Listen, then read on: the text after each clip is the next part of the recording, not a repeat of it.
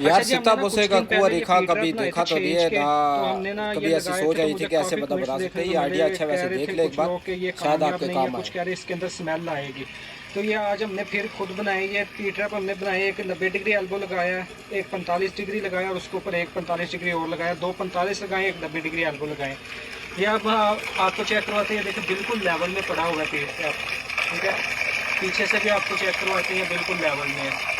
अब इसके अंदर जो पानी है वो बढ़ रहे हैं, ये पानी इसका आ गया बाहर, ठीक है। और अभी हम आपको इसके अंदर पानी चेक करवाते हैं रोक कर।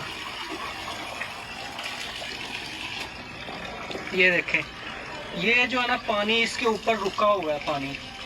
ये जब इसके अंदर पानी इतना रुक जाएगा, स्मेल कभी भी नहीं आएगी इसके अंदर से, ठीक है। यहाँ से भी आप देख सकते हैं कि ये देखें, ये पानी रुका हुआ है।